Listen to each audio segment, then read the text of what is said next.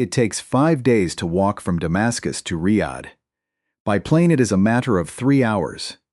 These 2 points on the map share the same language, the same dominant religion, and the same continuous desert geography. Yet, when the Syrian state fractured and millions of people fled with whatever they could carry, they did not turn toward the peninsula next door. Instead, they traveled 3,000 kilometers north, crossing seas, climbing mountain passes, and walking until they reached Germany, Sweden, and the United Kingdom. They traded familiarity for a different climate, an alien alphabet, and a completely foreign social fabric. The conventional narrative attributes this massive human migration to simple geography, Western guilt, or regional callousness. That explanation is lazy. The data reveals a reality that has nothing to do with cultural empathy and everything to do with the rigid architecture of state rulebooks. On paper, international models dictate that refugees seek the nearest safe haven to minimize disruption and maximize absorption. We see this when Sudanese cross into Chad, or when Ukrainians moved into Poland. By this logic, the wealth of the Gulf Cooperation Council should have absorbed the Levant's displacement without a tremor. Saudi Arabia manages a sovereign wealth fund exceeding $900 billion. The United Arab Emirates builds indoor ski slopes in the desert. Qatar staged the most expensive World Cup in history, while the surrounding region burned. The cash existed. The cultural infrastructure existed. The geographical proximity was absolute, yet the textbook model failed completely. By the conclusion of 2024, the European Union hosted approximately 7.8 million refugees. Germany alone had absorbed 1.2 million individuals of Syrian origin. Sweden, with a total population of just 10.6 million, became home to nearly 200,000 Syrian-born residents, pushing its foreign-born demographic past 20%. In 2024 alone, the EU processed 912,000 first-time asylum applications. This is a continental absorption machine operating at an industrial scale. Now look at the 6 nations of the Gulf Cooperation Council. Their combined population exceeds 57 million people. Their per capita wealth eclipses most of Western Europe. The total number of UN-registered refugees inside the United Arab Emirates stands at exactly 1,399. In Qatar, the number is 179. In Saudi Arabia, the official files contain only a few hundred families. A single mid-sized reception center in Berlin or Munich holds more formally recognized refugees than the entire state machinery of Dubai or Doha. This is not a failure of budget. It is the deliberate output of an entirely different operating system. Money is the standard variable used to explain this divergence. Critics point to the massive pull factors of the European welfare state: free healthcare, state-subsidized housing, language classes, and cash stipends. In Germany, by July 2025, roughly 480,000 Syrians were still drawing some form of public benefit. This represents a massive, measurable financial commitment, but the Gulf pays for foreign labor at an equal scale. Saudi Arabia's population is 42% foreign workers. The United Arab Emirates is 87% foreign citizens. Qatar reaches 88%. These systems run entirely on imported muscles and brains, drawing millions of workers from India, the Philippines, Bangladesh, and Egypt to build mega-projects from Neom to Lusail. If the migration was driven purely by economics, a skilled Syrian engineer or an Iraqi accountant could have walked into Riyadh and secured a higher tax-free paycheck than anything available in Europe. The variable that actually dictated the flow was not the size of the monthly check, but the concept of permanence. Europe operates on a settlement model. The Gulf operates on a labor extraction model. The European architecture is engineered to transform a stranger into a citizen over time. It utilizes legal escalators. Language training leads to temporary residency, which matures into permanent residency, culminating in naturalization and voting rights. This design was not accidental. It was built intentionally after 1945, when a ruined continent needed to import millions of guest workers from Turkey, Algeria, and Pakistan to rebuild its industries, eventually codifying their permanent stay into constitutional law by the 1970s. The Gulf took the opposite path during the same oil boom decades. The political class established a structural paradox. The work was permanent, but the workers must remain temporary. In these societies, citizenship is a closed corporate club defined strictly by ancestral bloodlines and tribal lineage. A foreign worker can live in Kuwait for 40 years, build a business, speak the local dialect fluently, and raise children there. Yet they and their descendants will remain foreign citizens on a renewable visa. When their employment ends, their legal right to exist in the country evaporates. For decades, the mechanics of this extraction model relied on the kafala system, a legal framework that bound a worker's visa and legal status directly to a single employer. While international pressure forced major overhauls, with Qatar revising its laws before the World Cup and Saudi Arabia officially announcing the abolition of its kafala framework in June 2025, the core barrier remained untouched. The reforms adjusted working conditions for 13 million migrants, but they did not open the door to political identity. This structural rejection is reinforced by an international legal chasm. In 1951, the global community drafted the Geneva Convention relating to the status of refugees, establishing the principle of non-refoulement. The binding legal promise that a state cannot return a person to a place where they face persecution. 149 states signed this document, including every member of the European Union. Not a single Gulf monarchy has ever signed it, because they are not signatories. These nations possess no domestic asylum apparatus. There is no legal category for a refugee inside Saudi Arabia or the UAE. The United Nations Refugee Agency explicitly warns individuals on its Saudi platform that registering with the UN grants no special legal status or immunity from deportation within the kingdom. The legal door simply does not exist. This 70-year refusal to sign the convention is a matter of regime survival. The ruling monarchies recognized a fundamental truth that Western analysts routinely overlook. Refugees are not economic migrants. A contract worker travels to Doha to secure a paycheck and send remittances home. They have zero political investment in the host state and are entirely controllable. A refugee arrives because their home state has imploded. They carry political trauma, ideological factions, and experience with civil mobilization. For an authoritarian system built on delicate tribal balances and family patronage, an influx of millions of highly politicized, war-traumatized Arab speakers represents an existential security risk. The lesson of the Arab Spring was clear. Do not import populations that have already demonstrated the capacity to topple governments. Consequently, the pressure fell entirely on the European pipeline. The post-war European project built a legal architecture where saying no became structurally exhausting.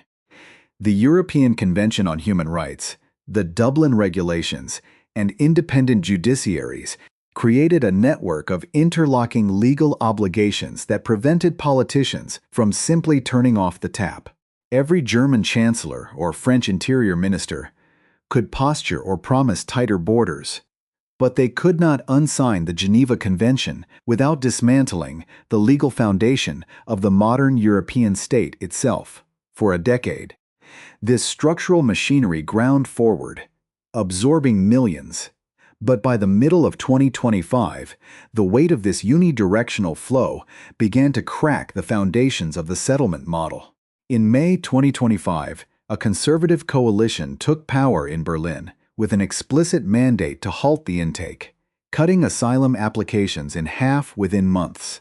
Simultaneously, Sweden began offering unprecedented cash sums to immigrants to voluntarily surrender their residency and leave. The legal plumbing that had forced Europe to say yes for 70 years was suddenly meeting a political counterpressure that it was never designed to withstand. The architecture did not break under the weight of human bodies. It fractured along its own internal stress lines. By late 2025, the primary structural failure occurred within the municipal budgets of Western Europe. The European settlement model assumes a predictable progression. Initial reception costs give way to labor market integration within 36 months, turning a financial liability into a tax-paying asset. The reality of industrial-scale migration disrupted this formula. Data from the German Federal Employment Agency revealed that even 10 years after the 2015 wave, less than 60% of working-age Syrian arrivals were employed in full-time, tax-paying positions, with the majority concentrated in low-wage, state-subsidized sectors. This created a severe fiscal bottleneck. Local administrative districts, which bear the direct financial burden of housing, schooling, and social care, found themselves locked into permanent dependency cycles. In North Rhine-Westphalia, municipalities began freezing local infrastructure budgets, diverting funds meant for road repair and public transit into emergency integration stipends. The economic engine of the continent was spending its capital maintaining a non-productive demographic ledger, instead of modernizing its own industrial core. This financial strain triggered the second failure mechanism, the physical collapse of administrative infrastructure. The asylum system operates on the assumption of case-by-case legal review. When the volume of applications remained consistently above 900,000 annually into 2025, the processing time per case ballooned from 4 months to 22 months. Courts became gridlocked. Under European law, an asylum seeker whose case is pending cannot be easily deported and remains eligible for state welfare. To accelerate the process, the German Federal Office for Migration and Refugees implemented an automated fast-track screening protocol. The fix accelerated the collapse. The accelerated review system stripped away rigorous background checks, leading to thousands of identity fraud cases and systemic security oversights.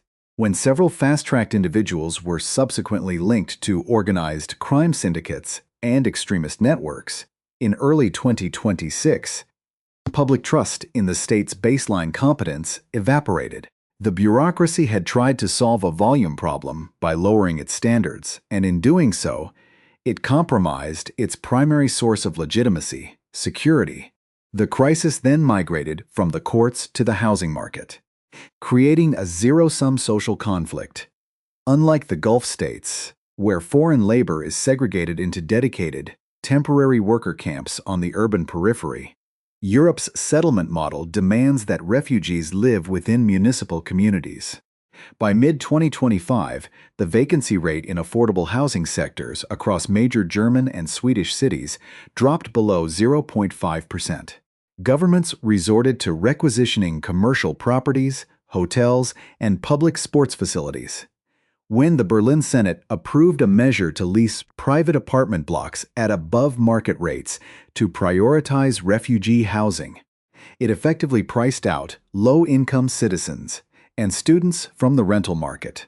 The system had created an unintentional hierarchy of state care, where vulnerable native populations found themselves competing with state-backed newcomers for the most scarce resource in the modern city, living space. The geopolitical chain reaction was now unavoidable. The Schengen zone, the passport-free travel area that serves as the economic circulatory system of the European Union, depends on a secure external border. If the external border fails, internal borders must return. In response to the unchecked flow coming through the Western Balkan route, Austria re-established permanent military checkpoints on its border with Germany and Hungary in late 2025. France followed, suspending free transit across its Italian frontier. By March 2026, the continent was crisscrossed by 2,000 kilometers of temporary razor wire fences and internal passport controls. The economic cost was immediate. Just-in-time supply chains for European automotive and manufacturing sectors stalled at the borders. A truck route from Poznan to Stuttgart that previously took 12 hours now took 36 due to identity checks. The attempt to manage the migration crisis at the internal borders was actively strangling the single market that funded the welfare state in the first place. Simultaneously, the legal mechanics of the European Union began to self-cannibalize. The Dublin Regulation dictates that the first EU country a migrant enters is responsible for processing their asylum claim. Border states like Italy, Greece had long ignored this rule, waving migrants through toward northern Europe to avoid becoming continental holding pens. In retaliation for Germany's 2025 policy tightening, which included turning back undocumented arrivals at its land borders, Italy officially stopped accepting Dublin returnees altogether by the spring of 2026. European asylum law existed only as a fiction.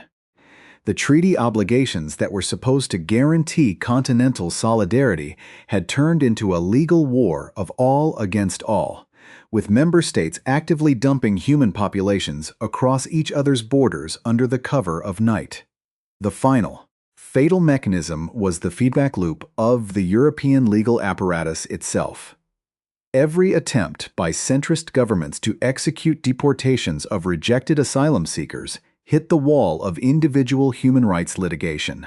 In April 2026, the European Court of Human Rights issued a landmark injunction blocking the return of a group of failed claimants, ruling that the reception conditions in their home regions constituted degrading treatment. The system was trapped in a perfect paradox. The politicians had promised their electorates a hard stop. The legal plumbing they operated within made that stop a statutory impossibility. The state could no longer enforce its own borders, nor could it vacate its welfare rolls. The machine was running at maximum RPM, but the gears had stripped completely. The public realization of this total structural paralysis did not lead to political debate. It led to an immediate, silent withdrawal of consent, leaving the entire post-war institutional order standing on an empty foundation, waiting for the first systemic shock to bring it down. By the summer of 2026, the structural paralysis has solidified into a permanent domestic landscape. The friction is no longer an emergency to be managed. It is the structural baseline of Western Europe. The economic toll is now fully visible on national balance sheets. The combination of sustained welfare outlays, expanded policing, border maintenance, and judicial backlogs has permanently altered fiscal priorities. In its June 2026 budget review, the German federal government projected that direct and indirect migration-related expenditures would consume over 9% of total federal spending for the fiscal year.